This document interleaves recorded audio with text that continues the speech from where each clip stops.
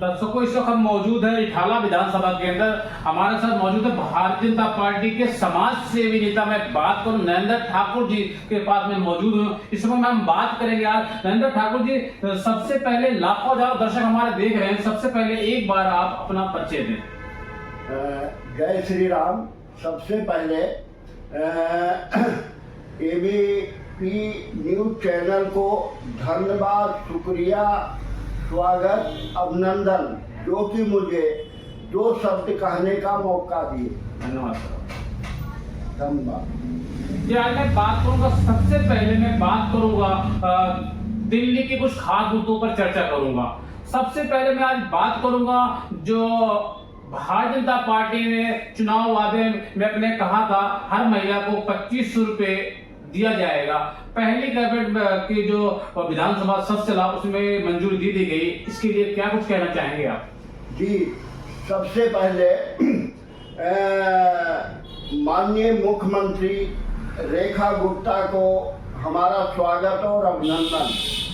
सराहनीय कार्य इन्होंने शुरू कर दिया है युद्ध स्तर पर। जैसे आप ले लीजिए जमुना की सफाई, शिक्षा, स्कूलों में जाना, दौड़ना करना, निरीक्षण करना, बहुत बढ़िया।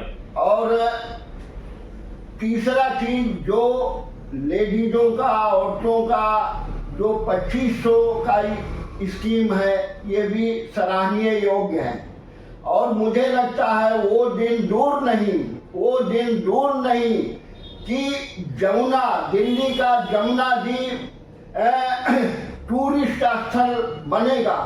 इसके लिए रेखा गुप्ता मुख्यमंत्री को बारंबार प्रणाम, स्वागत और अभिनंदन, जो कि मेरा कार्य इसी तरीके से दिल्ली में करते रहें और दिल्ली का विकास हो सके।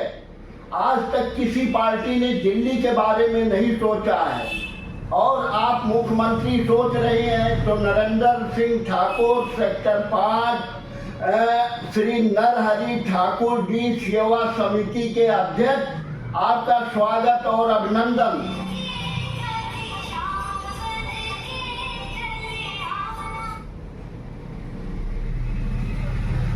जी,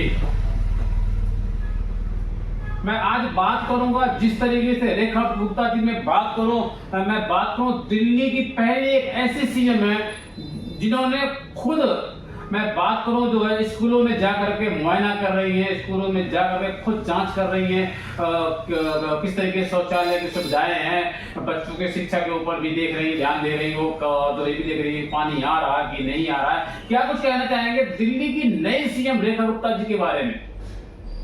बहुत उम्मीदें हैं। पढ़ी लिखी लेडीज रेखा गुप्ता हमारा दिल्ली का विकास करेंगे। जैसे कहा है, होनहार बिरोन के होठ चिकन पाक।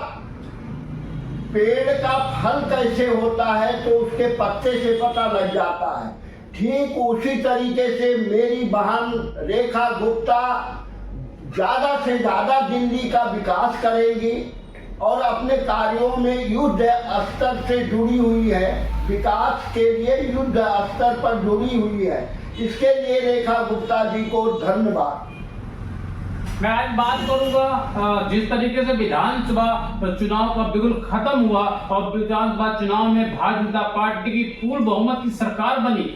अब मैं देख पा रहा हूं जैसे कि इतनी स्पीड से काम हो रहा है। मैं बात करूं तो लोकल ट्रेन के तरीके से पहले आम आदमी पार्टी दिल्ली के अंदर काम कर रही थी, लेकिन अब मैं बात करूं दिल्ली के अंदर, अगर मैं बात करूं तो क्या कुछ आप कहेंगे? मुझे तो दिख रहा है कि बुलेट ट्रेन तरीके से काम होगा, लेकिन मैं एक पत्रकार अगर मैं कहूंगा तो ये सही नहीं होगा। तो आप क्या कहेंगे? नरेंद्र ठाकुर जी, मैं आपसे जानना चाहता हूँ, दिल्ली में जो विकास हो रहा है, क्या जो है विकास अब बुलेट ट्रेन के तरीके से होगा? जी, सबसे पहले मैंने पिछले वीडियो में आपका इंटरव्यू आपने मेरा लिया और हमने कहा था कि जिस तरीके से नदियां अपना तेज बहाव करती हैं, कहीं वो नदी रुकता नहीं, ब्रेक नहीं होता। सूरज किस तरीके से प्रकाश देती है, बहन रेखा गुप्ता दिल्ली की मुख्यमंत्री का इसी तरीके से विकास करेंगे। विश्वास नहीं, मुझे भरोसा है, यहाँ की जनता को भरोसा है। नरेंद्र ठाकुर जी, मैं जानना चाहता हूँ, लाखों हजारों हमारे दर्शक देख रहे हैं, ये भी जानना चाहते हैं, जिस तरीके से भारतीय जनता पार्टी ने चुनावी वादे अपने घोषणा में कहा था होली और दिवाली पर 2 सिलेंडर फ्री दिया जाएगा, तो अब जो मैं बात करूं, होली के त्योहार बिल्कुल करीब है, तो होली के त्योहार पर वो सिलेंडर फ्री दिया जाएगा। देखिए, हर योजना को लागू करना और उसको चालू करना, उसमें समय लगता है, लेकिन विश्वास करिए, हमारी मुख्यमंत्री रेखा गुप्ता हमारे दिल्ली को, जनता को कभी नाराज नहीं करेंगी। मैं आज बात करूंगा आपसे कुछ खास मुद्दों पर। आम आदमी पार्टी 10 से 12 साल के अंदर दिल्ली की मैं बात करूं तो दिल्ली में आई थी, अन्ना आंदोलन के नाम पर आई थी। उन्होंने कहा था हम गरीबों के लिए काम करेंगे, लेकिन आम आदमी पार्टी ने 10 से 12 साल के अंदर में दिल्ली में पूर्ण बहुमत की सरकार थी आम आदमी पार्टी की, लेकिन आम आदमी पार्टी ने दिल्ली की जनता के बारे में नहीं सोचा। दिल्ली की जनता को शराब के नशे में ढकेल दिया, जिनको अपनी महिलाओं को मां मानते हैं, अपनी बहन मानते हैं, अपना बेटा मानते हैं, तो क्या उनके साथ खिलवाड़ नहीं किया, उनके जान के साथ खिलवाड़ नहीं किया? मैं आम आदमी पार्टी के मुखिया श्री अरविंद केजरीवाल जी से जानना चाहता हूं, और देश की सारी जनता भी जानना चाहती है, दिल्ली की सारी जनता जानना चाहती है कि आपने क्या देश के लोगों के साथ, दिल्ली के लोगों के साथ खिलवाड़ नहीं किया दारू एक फ्री देकर? बहुत खिलवाड़ किए हैं, अव्यवस्था का इन्होंने भंग किया है। समाज सुधारना क्या बिगाड़ने का काम अरविंद केजरीवाल ने किया है, जिसका नुकसान इनको पता लग गया है कि इनका कितना बुरी तरह मतलब नुकसान होगा, और हुआ नुकसान। इन्होंने ऐसा विकास का कोई काम नहीं किया। हम लोगों ने मुख्यमंत्री बनाया था, इनसे काफी उम्मीदें थी, काफी उम्मीद थी कि ये दिल्ली को विकसित करेंगे, लेकिन केजरीवाल उसमें नाकाम रहे। दूसरी बात, केजरीवाल जी को जी शब्द आपको नहीं बोलना चाहिए, क्योंकि आपके कर्म अच्छे नहीं है। जी शब्द इस नाते बोल रहे हैं कि हमारे माता पिता जी सभ्यता और संस्कार दिए हैं, सर झुका करके चलना, कोई अशब्द कहे मुस्कुरा करके निकल जाना, इस नाते।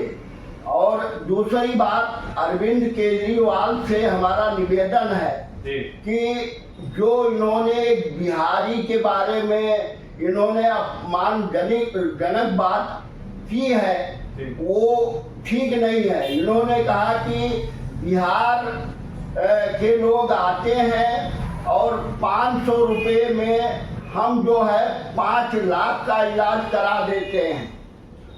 तो मैं कहूँगा, खबरदार, आप मुख्यमंत्री थे, आप अपना सम्मान बरकरार रखिए।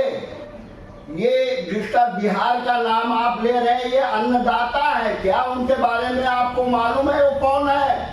वो अन्नदाता है, हम लोगों को अन्न देते हैं। अपने खेतों में, अपने जमीन में वो रात दिन मेहनत करते हैं। यहाँ तक गर्मी में खेतों में छाया नहीं होता, एसी नहीं होता, पंखा नहीं होता है, वो अपने पसीने से खेत को सींचते हैं और 6 महीने तक वो परिश्रम करते हैं, पसीना बहाते हैं। जब अनाज तैयार हो जाता है, उसको बेच करके वो अपने लड़के को IAS और ऑफिसर बनाते हैं। तो ये शब्द आपका उचित नहीं है, अनुचित है। वही IAS IPS ऑफिसर बन करके देश की सेवा कर रहे हैं। और दूसरा मैं आपको और समझा दूं, उत्तर प्रदेश और बिहार 70% दिल्ली की आबादी है, और इस तरीके से अगर आप इंसल्ट करेंगे तो आपका 22 सीट खतरे में है। बिहार और उत्तर प्रदेश की जनता जिसको चाहेगी, सरकार की सत्ता उसी की बनेगी। खबरदार ऐसा शब्द मत निकालना, नहीं तो अगले चुनाव में आपको इसका भारी नुकसान सहना पड़ेगा और 22 सीट हमारे पार्टी भारतीय बीजेपी की होगी। नरेंद्र ठाकुर जी, आपने जो ये सवाल कहा है, सवाल पे बहुत अच्छी खास बात मुझे याद आ गई। क्या सीएम अरविंद केजरीवाल जी को ये 22 सीटें भी मिलनी मुश्किल हो जाएंगी अगर इस तरीके से भाषा देंगे? बिल्कुल, इस तरह अगर हमारी जनता को अपमानित करेंगे तो तोहफे में इनको 22 सीट गंवाना पड़ेगा। सुधर जाइए आप, किसी को आप अपमान नहीं कर सकते। बिल्कुल, अपमान करने का आपका कोई हक नहीं है। गरीब का भी एक इज्जत और सम्मान होता है। और आपको ये भी नहीं मालूम है, बिहार और उत्तर प्रदेश, बलिया जिला ऐसा है, जयप्रकाश नारायण जी ने अंग्रेजों को भगाया है। पहला बिगुल, पहला क्रांति उत्तर प्रदेश और बिहार के लोगों ने किया है। और तुम इंसल्ट करते हो, 5 लाख देकर एहसान किए हो। वो 5 लाख रुपए किसके हैं? जनता का पैसे हैं, तुमने एहसान नहीं किया। खबरदार ऐसा शब्द मत निकालना, बर्दाश्त नहीं है पब्लिक को। तो दर्शकों, इस वक्त मैं आपको सीधी तस्वीर दिखा रहा हूँ। हमारे साथ मौजूद है भारतीय जनता पार्टी के समाज सेवी नेता नरेंद्र ठाकुर जी। इन्होंने आम आदमी पार्टी पर जमकर निशाना साधा। उन्होंने आम आदमी पार्टी से अरविंद केजरीवाल को आड़े हाथ लेते हुआ यह कहा, उन्होंने आम आदमी पार्टी जनता को बदनाम करेगी, जनता के ऊपर कोई आरोप लगाएगी, चाहे उत्तर प्रदेश के लोग हो चाहे बिहार के लोग हो, तो जनता इनको माफ नहीं करेगी। जो 22 की 22 सीटें दिल्ली के अंदर है, वो 22 की 22 सीटों का खामियाजा भोगना पड़ेगा, उससे हाथ धोना पड़ेगा। जी नरेंद्र जी, और क्या कहना चाहेंगे आप? बिल्कुल ठीक है, ऐसी टिप्पणियां उनको नहीं करना चाहिए, बहुत गलत बात है, ऐसा नहीं होना चाहिए। चलिए, ये टॉपिक खत्म करते हुए मेरी आवाज जनता की आवाज है और मैं माननीय जगदम्बिका पाल जी के बारे में बोलना चाहता हूँ। जगदम्बिका पाल, जब मैं 12 नंबर कोठी 3 मूर्ति भवन में जाता था तो वहाँ लान पर जो है काफी लोग रहते थे मिलने के लिए।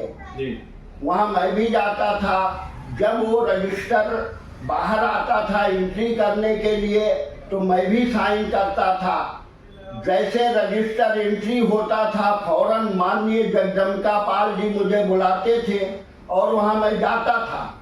और यहाँ तक वो अपने सुख दुख की बात हम आपस में शेयर करते थे।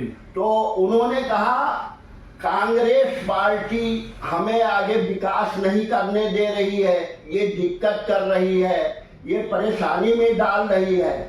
तो हमने कहा, भैया उत्तर प्रदेश का सबसे बढ़िया वर्ड है भैया शब्द, सम्मानित शब्द है। मैंने कहा, भैया क्यों परेशान हो रहे हो, कांग्रेस को छोड़िए और बीजेपी में आइए और हमारा सम्मान रखे और इज्जत रखे, हमारी बात को माने। हम कहें कि ऐसा है कि ये 12 नंबर कोठी भी आपकी होगी, आप सांसद भी रहेंगे, बस इतने बदलाव रहेगा कांग्रेस से बीजेपी में। तो उन्होंने ऐसा सराहनीय कदम उठाया, उसके लिए धन्यवाद। और दूसरा, बगल में बैठा करके मुझे खाना खिलाते थे। हमारा दोनों का अगल बगल मतलब सीट लगा होता था, हम एक साथ खाना खाते थे। वापस निकलते थे तो 12 नंबर गेट तक मुझे छोड़ने आते थे। ये सम्मान मेरा नहीं है, ये सम्मान डुमरियागंज के क्षेत्र के लोगों का है। ये सम्मान सिद्धार्थ वालों का है। और बम्पर वोटों से ये विजय प्राप्त हुए। ये दूसरा है, 10वां साल है जो कि सांसद है। मैं उनको नमस्कार करता हूँ जो हमारे को इतना बड़ा सम्मान दिए। मैं आपका माननीय जगदम्बिका पाल भैया, मैं आपका बहुत बड़ा आभारी हूँ। मेरा आपसे पहला और आखिरी सवाल, ठाकुर नरेंद्र जी, आप खुल के बोलते, बेबाक बोलते हैं, इसलिए मैं आपसे सवाल कर रहा हूँ। मेरा आपसे पहला और आखिरी सवाल, जिस तरीके से दिल्ली की सीएम रेखा गुप्ता ने मुख्यमंत्री बनते ही उन्होंने अपना एक जो कार्य करने का, जो शैली करने का जो तरीका दिखाया, और ढंग दिखाया, जो स्पीड दिखाई, आपको क्या लगता है ये स्पीड इस तरीके से बरकरार रहेगी? दिल्ली की जनता के साथ 24 घंटे ऐसे ही वो काम करेंगी अगले 5 साल? बिल्कुल करेंगी, क्योंकि वो पढ़ी लिखी लेडीज है, उनको अनुभव है, जानकारी है, बिल्कुल करेंगी। बड़ा काम तो उन्हें शुरू में कर दिया कि यमुना जी को पर्यटक स्थल बनने में अब देरी नहीं लगेगी। अच्छा। शिक्षा स्कूलों में जा करके निरीक्षण कर रही है। तीसरा स्टेप, हाँ, एक सीएम होने के नाते तीसरा स्टेप महिलाओं के लिए जो 2500 का उन्होंने वादा किया था, उन्होंने पूरा चाहिए। इतने कम समय में ये तीन चीजें, ये आसान काम नहीं है। 5 साल 10 साल भी केजरीवाल रहा, इसने क्या किया? और इन्होंने तो 10 दिन में काम करके दिखाया। जी नरेंद्र ठाकुर जी, मेरा आपसे पहला और आखिरी सवाल, अब मैं बात करूं विधानसभा चुनाव का, बिल्कुल खत्म हो चुका है, विधानसभा चुनाव खत्म हो चुका है और दिल्ली में भारतीय जनता पार्टी की पूर्ण बहुमत सरकार बनी। अब जो चुनाव आने वाला है, कुछ ही समय बचे हुए, 2 साल हम कहें तो अभी बचा हुआ है, तो निगम पार्षद का चुनाव करीब है। तो क्या आप रिठाला विधानसभा से वो कौन सी सीट होगी, वो कौन सा वार्ड होगा जहां से आप चुनाव लड़ना चाहेंगे? जी, ऐसा है कि अगर पार्टी हमें उस लायक समझेगी जी, तो मैं चुनाव जरूर लड़ूंगा। 22 नंबर वार्ड से, रोहिणी सेक्टर 5 से मैं जरूर लड़ूंगा, क्योंकि मुझे विकास करना है। मैं इनके बीच में 89 से रह रहा हूँ, इनके सुख दुख को मैं जानता हूँ और मुझे काम करना है। अगर मुझे सरकार मौका देती है, नहीं देती है, तो जनसेवा तो मुझे करने है और मैं करूंगा। तो दर्शकों, इस वक्त मैं आपको तस्वीर दिखा रहा हूँ, सीधे हमारे साथ बैठे हुए हैं, मैं आपको उसी तस्वीर दिखा रहा हूँ, आप देख सकते हैं। रिठाला विधानसभा से भारतीय जनता पार्टी के समाज सेवी नेता नरेंद्र ठाकुर जी हमारे साथ मौजूद है, जिन्होंने भारतीय जनता पार्टी के लिए तन मन धन सब कुछ लगा दिया। मैं बात करूं तो 30 साल से ये भारतीय जनता पार्टी जुड़े हुए हैं। इन्होंने आम आदमी पार्टी पर जमकर निशाना साधा। उन्होंने आम आदमी पार्टी को कहा कि 10 से 12 साल के अंदर में आम आदमी पार्टी ने दिल्ली के अंदर विकास नहीं किया है और भारतीय जनता पार्टी की दिल्ली के अंदर पूर्ण बहुमत सरकार बनी है। अब आप विकास की बात करें तो बुलेट ट्रेन के जरिए विकास किया जा रहा है। कैमरामैन मैं साहिल सिंह के साथ नई दिल्ली।